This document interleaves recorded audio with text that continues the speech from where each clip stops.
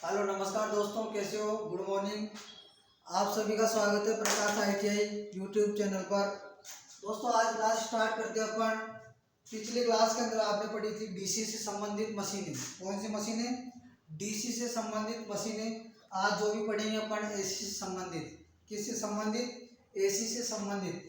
क्योंकि अपने पास में जो धारा होती है, क्या होती है? धारा, यानी जो इलेक्ट्रिकल करंट होती है वह कितने प्रकार की होती है? दो प्रकार की। कितने प्रकार की होती है? दो प्रकार की। इसी प्रकार से जो भी मशीन, जो भी पार्ट्स होगा वो पढ़ेंगे अपन दोनों प्रकार से, यानी एसी और डीसी। तो डीसी का अध्ययन अपने पिछली क्लास के अंदर किया था और आज स्टार्ट करेंगे अपन एसी से संबंधित। तो दोस्तों इलेक्ट्रिकल करंट की बात करते हुए एक बेसिक जानकारी, क्या? एक बेसिक जानकारी कि विद्युत धारा, क्या? विद्युत धारा। अगर अपन बात करते हैं विद्युत धारा की, तो विद्युत धारा कितने प्रकार की होती है? दो प्रकार की। कितने प्रकार की होती है? दो प्रकार की। एक तो होती है आपकी डीसी डायरेक्ट करंट, एक होती है एसी अल्टरनेटिंग करंट। डीसी की बात करेंगे यानी दिष्ट धारा। कौन सी धारा? दिष्ट धारा। इसको बोलते हैं अल्टरनेटिव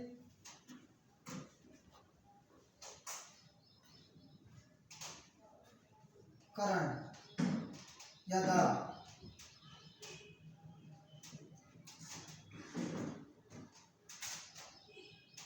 करंट है ना। तो दोस्तों इसके अंदर बात करते हैं अपन दिष्ट धारा। दिष्ट धारा का उत्पादन की बात करते हैं अपन किसकी? यानी दिष्ट धारा को उत्पन्न कितनी वोल्टेज पर किया जाता है? 0 से लेकर 18 वोल्टेज तक इसका उत्पादन किया जाता है।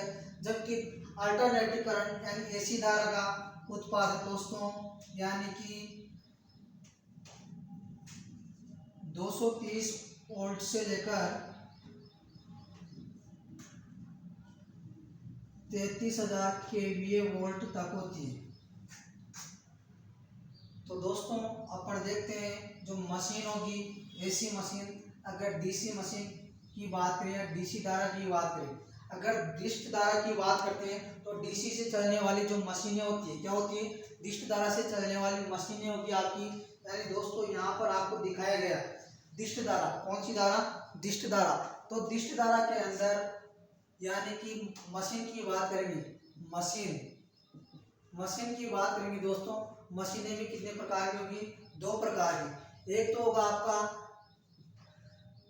जनित्र, एक होगी आपकी मोटर। मोटर क्या होती है?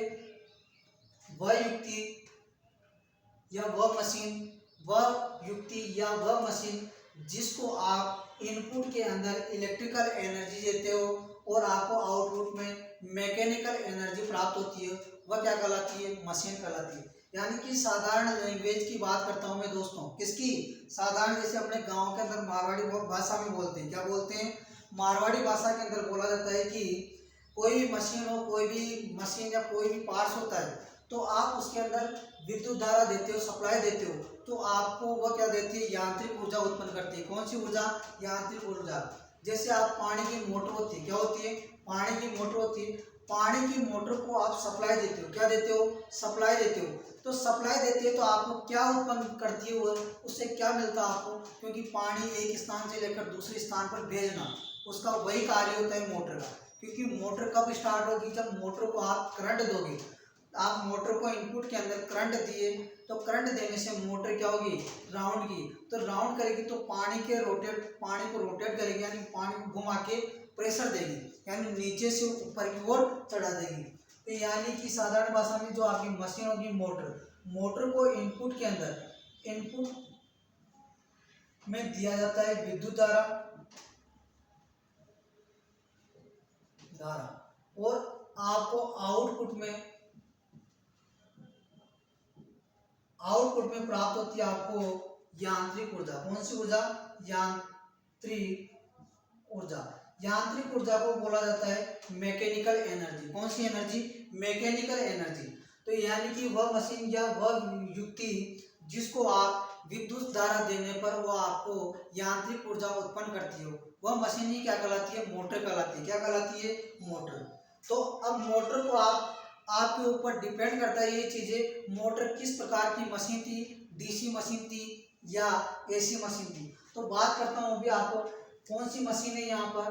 DC machine. कौन सी मशीन? DC machine. अब बात करेंगे एसी जनित्र की। जनित्र क्या होता है? जनित्र के द्वारा उत्पन्न क्या किया जाता है? जनित्र को इनपुट में क्या दिया जाता है? यानी जनित्र को इनपुट के अंदर मैकेनिकल एनर्जी, कौन सी एनर्जी दी जाती है दोस्तों? Mechanical energy. यानी जनित्र को इनपुट के अंदर यांत्रिक ऊर्जा देते हैं और जनित्र से प्राप्त होती है आपको विद्युत धारा। जनित्र से क्या प्राप्त होती है? विद्युत धारा। तो यानी कि वह मशीन वह युक्ति जिसको आप इनपुट में यांत्रिक ऊर्जा देने पर विद्युत ऊर्जा का निर्माण करता है, उत्पन्न करता है, वही क्या कहलाता है? जनित्र। क्या कहलाता है दोस्तों? जनित्र। ये तो बात थी आपकी डीसी की। अब डीसी के अंदर जो पार्ट्स होते हैं, जो मशीनें होती हैं, डीसी मशीन कितने प्रकार की होती है? डीसी मोटर कितने प्रकार की होती है? 3 प्रकार की। कितने प्रकार की होती है दोस्तों? 3 प्रकार की। एक तो होती है आपकी सीरीज मोटर। कौन सी मोटर? Series motor. एक होती है आपकी शंट मोटर। कौन सी होती है? Shunt motor. और तीसरी होती है यौगिक या कंपाउंड मोटर। यानी सीरीज व शंट को मिलाकर एक नई मोटर का निर्माण किया जाता है, वही मोटर क्या कहलाती है? आपकी कंपाउंड मोटर। कौन सी मोटर? Compound motor. अब कंपाउंड मोटर दोस्तों कितने प्रकार की होती है? 2 प्रकार की। कितने प्रकार की होती है? 2 प्रकार की। एक तो होती है आपकी डिफरेंशियल कंपाउंड मोटर। कौन सी मोटर? Differential compound motor. दूसरी होती है आपकी कम्युलेटिव कंपाउंड मोटर। तो इसी प्रकार से दोस्तों आपका जनित्र भी कितने प्रकार के होते हैं? 3 प्रकार के। कितने प्रकार के होते हैं? 3 प्रकार के जनित्र होते हैं। 2 प्रकार के, सॉरी, कितने प्रकार के होते हैं? 2 प्रकार के। उत्तेजना प्रणाली के आधार पर जनित्र कितने प्रकार के होते हैं? 2 प्रकार के। एक तो होता है आपका स्व उत्तेजित, दूसरा होता है प्रत्यक्ष उत्तेजित। कौन सा? प्रत्यक्ष उत्तेजित। स्व उत्तेजित यानी स्वयं के द्वारा उत्पन्न करने वाला चुंबकीय फ्लक्स। क्या? स्वयं के द्वारा उत्पन्न करने वाला चुंबकीय फ्लक्स। दूसरा होता है प्रत्यक्ष उत्तेजित, यानी किसी अन्य की सहायता से चुंबकीय फ्लक्स उत्पन्न करने वाला जनित्र। वही जनित्र क्या कहलाता है? प्रत्यक्ष उत्तेजित जनित्र। कौन सा जनित्र? प्रत्यक्ष उत्तेजित जनित्र। यानी दोस्तों प्रत्यक्ष उत्तेजित जनित्र के अंदर जो फील्ड वाइंडिंग होती है, क्या होती है? Field winding. फील्ड वाइंडिंग के अंदर अवशिष्ट चुंबक तत्व का मान नहीं होता है। क्या होता है? अवशिष्ट चुंबक तत्व का मान नहीं होता है दोस्तों, तो विद्युत वाहक बल का निर्माण नहीं होता है, यानी विद्युत वाहक बल नहीं बनता है। अवशिष्ट चुंबक तत्व यानी जनित्र के अंदर करंट पैदा करने के लिए किसकी आवश्यकता होती है? अवशिष्ट चुंबक तत्व की। मोस्ट इंपोर्टेंट ध्यान रखना इसको कि प्रत्यक्ष उत्तेजित जनित्र स्टार्ट क्यों नहीं होता है, करंट क्यों नहीं बनाता है, किस कारण की, किस वजह के कारण? पर यानी कि उसके अंदर अवशिष्ट चुंबक तत्व का मान नहीं होता है। सेल्फ यानी कि स्वयं स्व उत्तेजित जनित्र, इसके अंदर अवशिष्ट चुंबक तत्व का मान होता है। जब इसको इनपुट के अंदर कौन सी ऊर्जा, यांत्रिक ऊर्जा देने पर तुरंत कौन सी ऊर्जा के अंदर बदल देता है? इलेक्ट्रिकल एनर्जी, यानी विद्युत धारा के अंदर बदल देता है, यानी विद्युत धारा आपको प्राप्त होने लग जाती है। किस वजह के कारण? क्योंकि जो जनित्र आपका स्व उत्तेजित जनित्र के अंदर उसकी फील्ड वाइंडिंग के अंदर अवशिष्ट चुंबक तत्व का मान होता है। इसी की वजह से इसके अंदर ये जनित्र स्वयं स्टार्ट हो जाता है। क्या हो जाता है? स्वयं स्टार्ट हो जाता है। और जो आपका प्रत्यक्ष जनित्र है, प्रत्यक्ष उत्तेजित जनित्र स्टार्ट क्यों नहीं होता है? क्योंकि इसके अंदर मैग्नेट, अवशिष्ट चुंबक तत्व विद्यमान नहीं होता है। इसकी फील्ड वाइंडिंग को अलग से डीसी स्रोत यानी कि बैटरी के द्वारा उसको चार्ज किया जाता है। क्या किया जाता है? चार्ज किया जाता है। तब जाकर इसकी वाइंडिंग के अंदर चुंबक बनना स्टार्ट होता है। क्या होता है? चुंबक के गुण आते हैं, यानी चुंबक बनना स्टार्ट होता है। इसलिए इस जनित्र के अंदर, प्रत्यक्ष उत्तेजित जनित्र के अंदर किस स्रोत की आवश्यकता होती है दोस्तों? डीसी स्रोत की। किसकी आवश्यकता होती है? डीसी स्रोत की। अब जनित्र कितने प्रकार के? 2 प्रकार के, स्व उत्तेजित और प्रत्यक्ष उत्तेजित। अगर अब बात करता हूं मैं स्व उत्तेजित की, तो स्व उत्तेजित जनित्र कितने प्रकार के होते हैं? 3 प्रकार के। कितने प्रकार के होते हैं दोस्तों? 3 प्रकार के। कौन कौन सा? एक तो होगा आपका सीरीज जनित्र, एक होगा आपका शंट जनित्र, तीसरा होगा आपका कंपाउंड जनित्र। अब कंपाउंड जनित्र भी कितने प्रकार के होते हैं? 2 प्रकार के। जैसे अभी मोटर में पढ़े थे अपन, मोटर कितने प्रकार की होती है? 3 प्रकार की। उसी प्रकार से जनित्र भी 3 प्रकार के, सीरीज जनित्र, शंट जनित्र और कंपाउंड। यानी कंपाउंड सीरीज व शंट को मिलाकर कंपाउंड जनित्र का निर्माण किया जाता है। अब कंपाउंड जनित्र भी कितने प्रकार के होते हैं? 2 प्रकार के। कितने प्रकार के होते हैं? 2 प्रकार के। एक तो होता है आपका डिफरेंशियल कंपाउंड जनित्र, दूसरा होता है कम्युलेटिव कंपाउंड जनित्र। अब दोस्तों कम्युलेटिव कंपाउंड जनित्र कितने प्रकार के होते हैं? 3 प्रकार के। कौन कौन से होते हैं? 3 प्रकार के। एक तो होता है आपका ओवरलोड कंपाउंड जनित्र, दूसरा होता है फ्लैट लेवल कंपाउंड जनित्र, तीसरा होता है अंडरग्राउंड कंपाउंड जनित्र। तो दोस्तों ये तो आपका पिछले क्लास का मैटर था। आज तक पिछले क्लास के अंदर आपने जो भी पढ़ा डीसी से संबंधित पढ़ा था। क्या पढ़ा था? डीसी से संबंधित। अगर आज पढ़ना जा रहे अपन एसी से संबंधित, यानी कि वह धारा जिसका मान समय के साथ बदलता हो। क्या? समय के साथ बदलता हो और उसकी आवर्ती का मान 50 हर्ट्ज हो, वह कौन सी धारा कहलाती है? एसी धारा, यानी अल्टरनेटिंग करंट। अब अल्टरनेटिंग करंट से चलने वाली मशीन यानी मोटर कितने प्रकार की होती है? 2 प्रकार की। क्योंकि आपके पास में जो सप्लाई होगी अल्टरनेटिंग करंट कितने प्रकार की, यानी एसी धारा। अपन बात करेंगे एसी धारा की। एसी धारा कितने प्रकार की होती है दोस्तों? 2 प्रकार की। कितने प्रकार की होती है? 2 प्रकार की। एक तो होती है आपकी 3 फेज सप्लाई। कौन सी सप्लाई? 3 phase supply. दूसरी होती है सिंगल फेज सप्लाई। अब उसी के आधार पर, जो सप्लाई के आधार पर मशीन का निर्माण किया जाता है। किसका निर्माण किया जाता है? मशीनों का निर्माण किया जाता है। तो यानी कि जो आपकी मोटर बनाएंगे या जनित्र बनाएंगे वह भी कितने प्रकार के बनाएंगे? 2 प्रकार के। क्योंकि आपके पास में धारा कितने प्रकार की हो गई? 2 प्रकार की। एक तो हो गई आपकी सिंगल फेज सप्लाई, दूसरी हो गई 3 फेज सप्लाई। अब आपको पता होना चाहिए सिंगल फेज सप्लाई के अंदर कॉमन क्वेश्चन है कि सिंगल फेज सप्लाई के अंदर सप्लाई वोल्टता का मान कितना होता है? सिंगल फेज की बात करूंगा मैं केवल, किसकी? सिंगल फेज की। तो सिंगल फेज के अंदर सप्लाई वोल्टता का मान कितना होता है दोस्तों? 230 वोल्ट से लेकर 250 वोल्ट तक। और इसके अंदर आवर्ती की बात करता हूँ, आवर्ती यानी कि फ्रीक्वेंसी की वैल्यू कितनी होती है? संपूर्ण भारत के अंदर बात करूंगा मैं, संपूर्ण कंट्री यानी भारत, संपूर्ण इंडिया के अंदर आवर्ती का मान, एसी आवर्ती का मान कितना होता है? 50 हर्ट्ज। कितना होता है? 50 हर्ट्ज। आप चाहे यानी इंडिया के कोई से भी स्टेट के अंदर आप आवर्ती चेक करते हो। क्या करते हो? आवर्ती मीटर यानी कि फ्रीक्वेंसी मीटर से चेक करते हो तो उसके अंदर आवर्ती की वैल्यू कितनी दिखाई देगी आपको? 50 हर्ट्ज। कितनी हर्ट्ज? 50 हर्ट्ज। और जो आवर्ती होगी, जो फ्रीक्वेंसी होगी, यानी कि पर सेकंड के अंदर 50 बार साइकिल ऊपर नीचे होती है। और इसका मात्रक, दूसरा क्वेश्चन यहाँ से पड़ता है कि आवर्ती का मात्रक क्या होता है? आवर्ती को किसके द्वारा दर्शाया जाता है? आवर्ती का मात्रक होता है दोस्तों हर्ट्ज। क्या होता है? हर्ट्ज। और हर्ट्ज को दर्शाया जाता है Hz के द्वारा। किसके द्वारा? Hz के द्वारा। इसी प्रकार से दोस्तों आवर्ती का मात्रक होता है हर्ट्ज। क्या होता है? हर्ट्ज। संपूर्ण भारत के अंदर फ्रीक्वेंसी की वैल्यू यानी कितनी होती है? 50 हर्ट्ज। कितनी होती है दोस्तों? 50 हर्ट्ज। दोनों क्वेश्चन कॉमन हो गए। अब इसके बाद में बात करते हैं, इसके अंदर दोनों क्वेश्चन कॉमन हो गए यहाँ से कि संपूर्ण भारत के अंदर आवर्ती की वैल्यू कितनी होती है? 50 हर्ट्ज। दूसरा होता है कि आवर्ती का मात्रक कितना होता है? आवर्ती का मात्रक क्या होता है? हर्ट्ज। क्या होता है? हर्ट्ज। हर्ट्ज को दर्शाया जाता है किसके द्वारा? Hz के द्वारा। यानी कि सिंगल फेज सप्लाई के अंदर सप्लाई वोल्टता का मान कितना होता है? 230 वोल्ट से लेकर 250 वोल्ट एसी। ठीक। इसके बाद में आता है यानी कि मशीन की कितनी वोल्टेज पर निर्भर करेगी? सिंगल फेज 230 से 250 वोल्ट। अगर 250 वोल्ट ज्यादा आते हैं तो मशीन क्या होगी? मशीन को घातक होगा। क्या होगा? घातक होगा। यानी मशीन में हानि हो सकती है, वाइंडिंग जल सकती है, मोटर जल सकती है।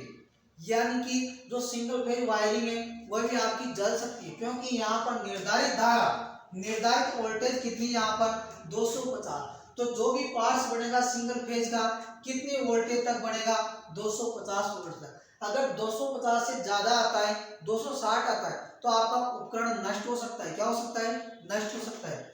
तो इसके बाद में जो आपके 3 फेज होगा क्या होगा 3 फेज। अगर मैं 3 फेज की बात करता हूं दोस्तों, किसकी बात करूंगा 3 फेज की।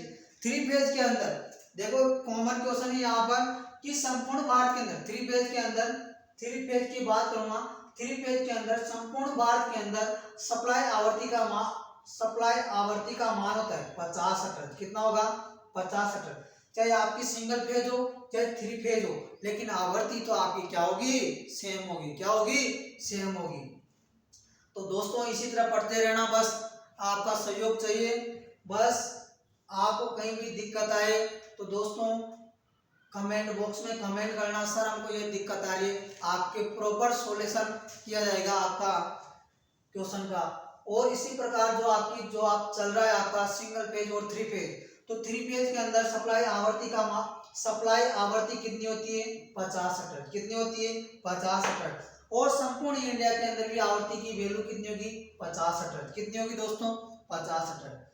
अब बात करते हैं अपन यहाँ पर, यानी कि 3 फेज सप्लाई के अंदर सप्लाई वोल्टता का मान कितना होता है 350 वोल्ट से लेकर 440 वोल्ट। कितना 440 वोल्ट सबको पता हो गया। अगर बात करते हैं अपन सिंगल फेज के अंदर अल्टरनेटिव करंट के अंदर कोई सी भी वायरिंग करते हो दोस्तों, क्या करते हो कोई सी भी वायरिंग करते हो तो वायर का करने का तरीका, वो कलर कोड क्या होगा, वायर का कलर कोड क्या होगा, अपन ये भी जानकारी चाहिए साथ ही साथ कि सिंगल फेज सप्लाई के अंदर तारों का कलर कोड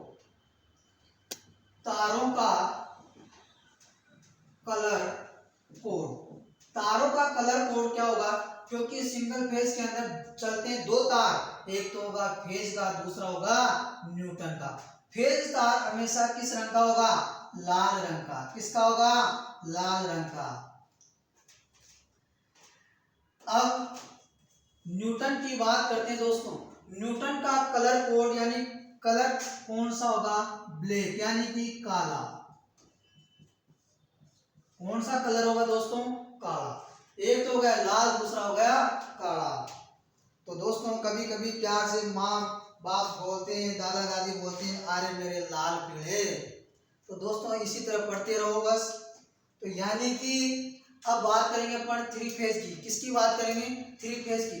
3 फेज के अंदर तारों का कलर कोड, 3 फेज के अंदर तारों का कलर कोड, तारों का कलर कोड होगा 3 तार होंगे आपके पास में R Y B। दोस्तों R से बन गया आपका रेड, यानी कि दोस्तों लाल। क्या बन गया लाल। इसी प्रकार से Y से बन गया येलो, यानी कि पीला। क्या बन गया पीला। यहां पर एक और बच गया आपका बी से बनता है दोस्तों, क्योंकि बी से दिमाग के अंदर आपके दिमाग में दो क्वेश्चन उठ रहे होंगे, सर बी से ब्लैक भी होता है बी से ब्लू भी होता है। तो दोस्तों ध्यान देने वाली बात है बस, क्योंकि ब्लैक तार आपने कहां पे कॉमन ले लिया सिंगल फेज के अंदर। कहां ले लिया सिंगल फेज के अंदर। तो आप इसके अंदर कौन सा लेंगे ब्लू। कौन सा लेंगे ब्लू। ब्लू का मतलब हो गया दोस्तों नीला। कौन सा हो गया नीला। यानी कि जो तार 3 फेज के अंदर कलर कोड तारों का रंग होगा लाल पीला नीला, यानी कि RYB। क्या हो गया RYB। अब इसके बाद करेंगे 3 फेज सप्लाई के अंदर सप्लाई वोल्टता का मान या वैल्यू कितनी होती है 350 से लेकर 440 वोल्ट। कितनी होती है 350 से 440 वोल्ट। तो दोस्तों यहाँ से आप क्लास स्टार्ट करेंगे अपन 3 फेज मोटर की। कौन सी मोटर की 3 फेज मोटर की।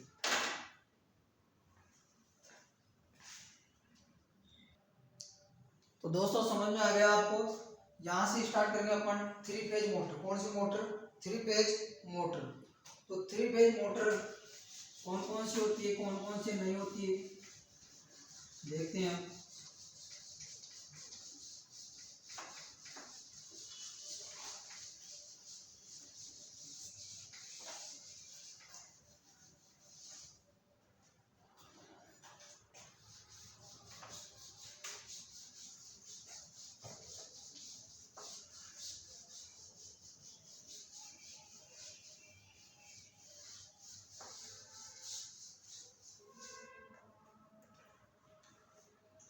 यहाँ से स्टार्ट करते हैं अपन 3 फेज मोटर। कौन सी मोटर? 3 phase motor. यानी कि दोस्तों मोटर अगर बात करते हैं अपन स्पेशल मोटर की, मोटर कितने प्रकार की होती है? 2 प्रकार की। कितने प्रकार की होगी? 2 प्रकार की। एक तो होती है आपकी डीसी मोटर, अभी बताया था मैं, डीसी मोटर। एक होती है आपकी AC motor. DC motor, AC motor. अगर बात करते हैं अपन एसी मोटर, एसी मोटर कितने प्रकार की होती है? एसी मोटर किस सिद्धांत पर कार्य करती है? अगर एसी मोटर का बात करते हैं अपन, एसी मोटर इंडक्शन के सिद्धांत पर, सिद्धांत की बात करेंगे, सिद्धांत किस सिद्धांत पर कार्य करती है? इंडक्शन के सिद्धांत पर। किस सिद्धांत पर? इंडक्शन के सिद्धांत पर। इंडक्शन के सिद्धांत पर।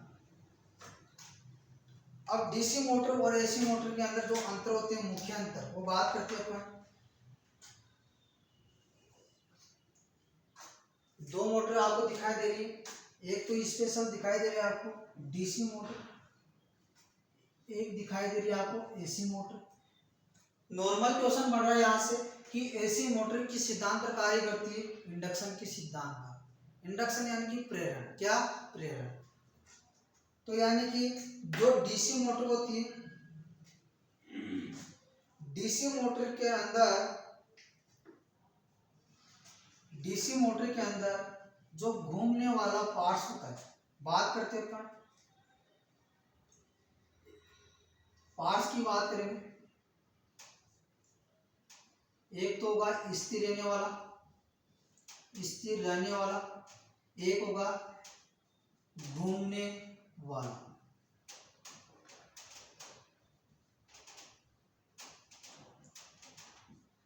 एक तो स्थिर वाला, एक घूमने वाला। अगर बात करते हैं इसी के अंदर भी एक तो होगा आपका स्थिर रहने वाला, एक होगा घूमने वाला। स्थिर रहने वाला और घूमने वाला। अगर बात करते हैं दोस्तों, यहाँ पर देखना आप, स्थिर रहने वाला को बोला जाता है स्टेटर, स्टेटर, और घूमने वाला को बोला जाता है दोस्तों आर्मेचर। यहां पर स्थिर रहने वाले को क्या बोलते हैं? स्टेटर। क्या बोलते हैं दोस्तों? स्टेटर। क्या बोलते हैं? स्टेटर। जबकि घूमने वाले को बोलते हैं रोटर। क्या बोलते हैं? रोटर। अब दोस्तों यहाँ पर क्या होता है, जो आपकी डीसी मोटर होती है, डीसी मोटर को जो सप्लाई दी जाती है, दोनों पार्ट्स यानी कि स्थिर रहने वाला स्टेटर, घूमने वाला आर्मेचर, दोनों को सप्लाई दी जाती है। दोनों को क्या देते हैं? सप्लाई। दोनों को क्या देते हैं? सप्लाई। अगर बात करते हैं अपन एसी की, एसी मशीन के अंदर स्थिर रहने वाला भाग क्या बोलते हैं? स्टेटर, और घूमने वाले भाग क्या बोलते हैं? रोटर। यहाँ पर केवल और केवल स्टेटर भाग, कौन से भाग? स्टेटर भाग को क्या बोलते? सप्लाई देते हैं। क्या देते हैं? सप्लाई। यहाँ अंतर है कि जो डीसी मोटर और एसी मोटर के अंदर घूमने वाला भाग स्टेटर, और स्थिर रहने वाला भाग स्टेटर और घूमने वाला भाग आर्मेचर। तो डीसी के अंदर दोनों पार्ट्स स्टेटर और आर्मेचर को सप्लाई दी जाती है, जबकि एसी मशीन के अंदर स्थिर रहने वाला भाग स्टेटर और घूमने वाला भाग रोटर।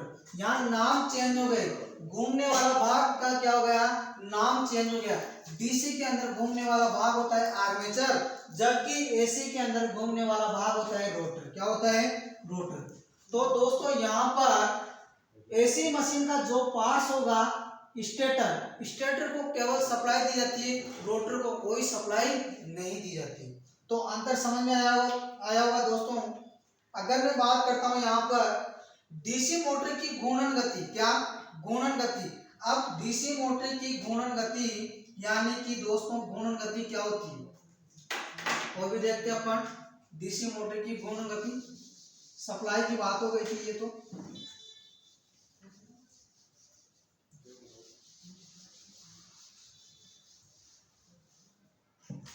यहाँ बात करते हैं डीसी मोटर की घूर्णन गति। डीसी मोटर की घूर्णन गति यानी कि एन समानुपाती ईबी अपॉन में 5 और यहाँ पर एन बराबर 8 इंटू 120 अपॉन में पी। यानी कि दोस्तों यहाँ पर क्या होता है कि डीसी मोटर की घूर्णन गति यानी कि डीसी मोटर की स्पीड बढ़ती है तो यहाँ पर क्या होता है, फ्लक्स का मान क्या होता है, घटता है। यानी कि ये तो हो गई आपकी घूर्णन गति। फाई हो गया आपका चुंबकीय फ्लक्स, क्या हो गया, चुंबकीय फ्लक्स। ईबी यानी बैक ईएमएफ यानी विद्युत वाहक बल, क्या हो गया, विद्युत वाहक बल। यहाँ पर घूर्णन गति के समानुपाती कौन होता है, ईबी, यानी कि मोटर की स्पीड बढ़ेगी तब विद्युत वाहक बल भी बढ़ेगा। लेकिन अगर विद्युत वाहक बल और मोटर की स्पीड बढ़ती है तब किस कंडीशन के अंदर क्या होगा कि चुंबकीय फ्लक्स का मान क्या होगा, घटेगा। क्या होगा, घटेगा, क्योंकि यहाँ पर एन समानुपाती ईबी अपॉन में क्या है यहाँ पर 5। तो एन का मतलब हो गया घूर्णन गति और ईबी का मतलब हो गया विद्युत वाहक बल। क्या हो गया, विद्युत वाहक बल यानी कि बैक ईएमएफ। और इसके अंदर 5 क्या यहाँ पर चुंबकीय फ्लक्स। तो यानी कि जो मोटर की स्पीड होगी वह बढ़ेगी तो यहाँ पर सीधा सा चुंबकीय फ्लक्स का मान क्या होगा, कम होगा। और इसके अंदर जो आपकी एसी मशीन के अंदर घूर्णन गति क्या होती है, फ्लक्स, यानी कि जो इसके अंदर वाइंडिंग होगी, वाइंडिंग की बात करते हैं 3 फेज के अंदर, यानी कि 120 डिग्री के अंतर पर करती है। कितने डिग्री के अंतर पर, 120 डिग्री के अंतर पर। यानी कि यहाँ पर फ्रीक्वेंसी आवर्ती बढ़ती है, यानी कि n बराबर 8 इंटू 120 अपॉन में p। यहाँ पर पोलों के व्युत्क्रमानुपाती होती है, यानी कि n समानुपाती 1 अपॉन में p। यानी कि घूर्णन गति कब बढ़ेगी, अगर घूर्णन गति बढ़ती है तो पोलों की संख्या क्या होगी, कम होगी। क्या होगी, कम होगी। अगर पोलों की संख्या को बढ़ाते हैं, अपन क्या करते हैं, पोलों की संख्या को बढ़ाते हैं यहाँ पर, तो मोटर की स्पीड क्या होती है, कम होती है। क्या होती है, कम होती है। ये डीसी और एसी के अंदर अंतर है, क्या यहाँ पर डीसी मशीन और एसी मशीन के अंदर अंतर है। अगर बात करते हैं अपन, अगर डीसी मशीन की दिशा यानी कि घड़ी की सुई देखी होगी आपने, घड़ी देखी होगी दोस्तों, टाइम देखते सभी, सीधा घूमती घड़ी की सुई किस दिशा में घूमती है, यानी कि एक तो गया घड़ी इस तरीके से वाम और एक दक्षिण ओर, ये कौन सी हो गई, दक्षिण ओर। एक हो गई वाम और एक हो गई दक्षिण ओर, ठीक। ये तो दक्षिण ओर, ये हो गई वाम और, ठीक। ये मोटर आपकी इसकी सापट इस तरह से डायरेक्शन करती है तो दक्षिण ओर। अगर इसकी सापट इस तरीके से राउंड कर रही है तो ये कौन सी हो गई, वाम ओर। यानी कि इसकी घूर्णन गति को बदलने के लिए डीसी मोटर के अंदर सप्लाई के सिरे चेंज करते हैं। क्या करते हैं, केवल सप्लाई, बाहर से सप्लाई दी जाती है, पॉजिटिव और नेगेटिव सप्लाई देते हैं। अगर ये दोनों टर्मिनल चेंज कर दिया आपने तो मोटर की दिशा भी चेंज हो जाएगी। क्या हो जाएगी, घूमने की दिशा हो जाएगी। लेकिन दोस्तों एसी मशीन के अंदर ऐसा नहीं होता है। क्या होता है, ऐसा संभव नहीं होता है इसके लिए। और अगर बात करते हैं इसके अंदर एसी मशीन का आकार, अगर इसकी आकृति की बात करते हैं, आकार की बात करते हैं, तो जो आपकी साधारण भाषा में जो एसी मशीन होती है, एसी मशीन छोटी होती है, आकार में क्या होता है, छोटा होता है। क्या होता है, छोटा। अगर आकार में बात करते हैं डीसी मशीन की, डीसी मशीन क्या होती है, बड़ी होती है। क्या होती है दोस्तों, बड़ी होती है। मेन पॉइंट है दोस्तों, बस इतना ध्यान रखना। अब आगे की क्लास और स्टार्ट करते हैं, थोड़ा आगे बढ़ते हैं।